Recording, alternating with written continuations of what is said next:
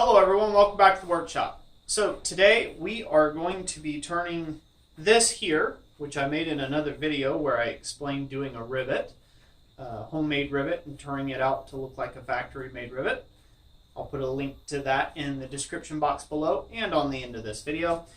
We're going to take this little piece here and we're going to turn this into a very simple blacksmith divider set or a blacksmith's caliper in order to take arbitrary measurements and compare them to other arbitrary measurements. So, hope you guys like this video, and thank you for watching. Okay, the first step in this process, you've got to figure out how far you want this to come up this piece. Now, you want to lay this out ahead of time, and I did this at about 3 inches, or, if you will, 75 mil.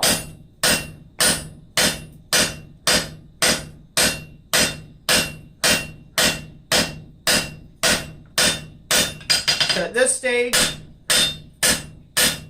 all we are attempting to do is create a set down.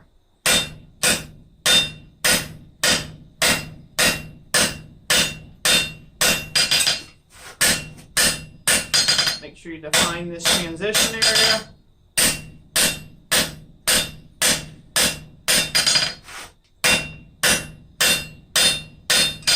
And as you can tell, there we are. So hopefully you guys can see those center punch marks at 3 inches. I didn't land quite up on those, but that's okay. I can always come in and take another bite at a higher temp and take another bite on that and go ahead and set down that extra little bit of material there so that way we are nice and even. Essentially, we're going to just draw this out after we get our good set down. We want to set down about half the material thickness, just to create a little gap in here. You'll see why that's important later. So obviously we've already got the hinge joint done, so there's no extra need in doing the hinge joint itself. You can obviously do this after the fact, and that's probably most likely what you're going to do. I just happen to have this as part of another video, so I'm doing it this way. And we'll talk about that a little later on. But I'm going to go ahead and finish setting this down. And then we will go ahead and draw it out into a nice long taper. Okay, we got this piece nice and hot. We're just going to draw this out.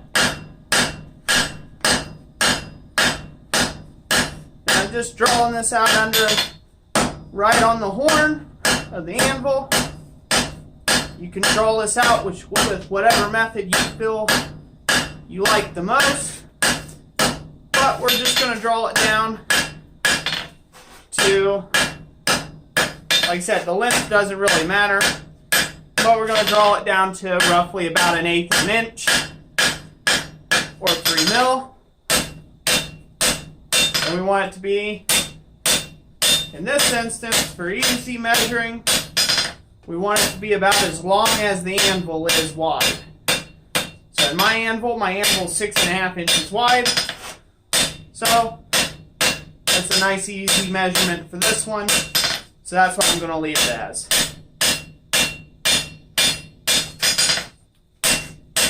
Don't be afraid to dress up your hammer marks at this heat. In fact, it's highly encouraged to make this a finished piece.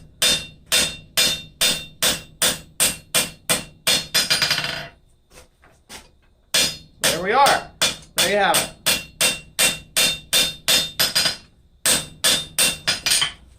So now we've got one leg completely drawn out. Now we'll go ahead and do that on this leg here. And once I get that done, I'll get back with you. And then I'll show you how we'll set these up so this way they work properly. Okay, everyone. So here we go. We've got both sides drawn out now.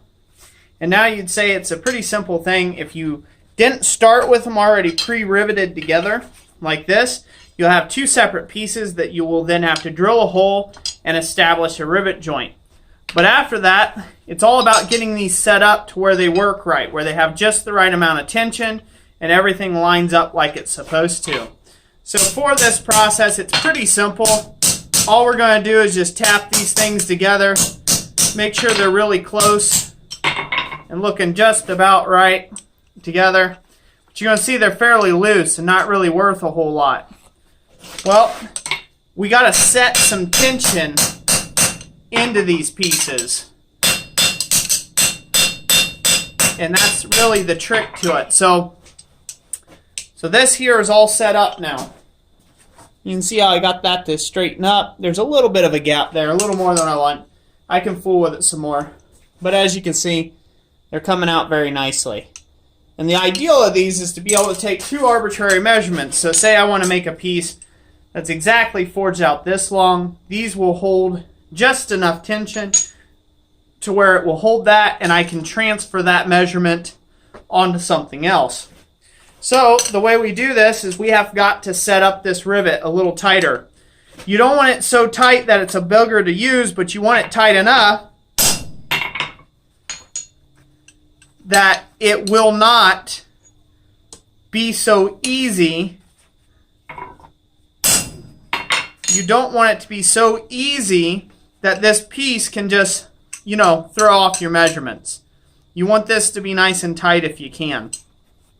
Now, this may require you doing this cold, or if you've got hot riveted like it is here, you may have to take and work this where you've already done the heading. You may have to take and work this joint hot again to take and get it to tighten up. A lot of times you can work the joint cold, just a little at a time, and that rivet will swell up a little bit. The one thing you can't do at this point with a pre-riveted joint, the one thing you can't do is just come down here and mash on this rivet. If you mash on this rivet, you're going to leave a little flat spot. And it kind of voids the point of why you went through the trouble of making all your rivet dies and stuff in the first place. So I'll heat this end up, come out, give it a few taps, and then we just work it ever so slightly. We want this to be a very tight friction joint. And that's what makes these things work. So I'll go ahead and get this thing hot, bring it out to my dies using my rivet set here, and get it all tightened up, and I'll show you how it works. Okay, so here we are. We'll get this set down, get our rivet set put on top, drive it down good and tough, and that should be tight enough to work with that.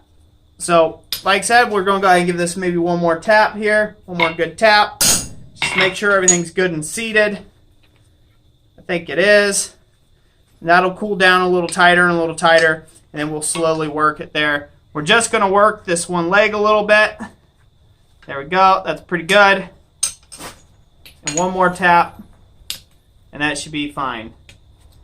Now I let this cool down a little bit. I usually let it cool down past a red heat like what you're seeing it here. I will let it go ahead and cool down past a red heat, and then I will dunk it in oil and work them just ever so slowly, but not too much to the point that we want to create too loss of friction. We want these to be a nice tight joint. If you get a little too much oil on them, they'll get too slick and you'll have to do the whole thing over again and tighten it up. But just brush these up real nicely. Just like that, your calipers are pretty much done. And the only other thing I could suggest is you could put in your touch mark at this point, wherever you would like on these. But those are pretty much done, and that's how you set them up. You want them to have just enough friction to where they will hold your measurements that you intend to use without them falling apart.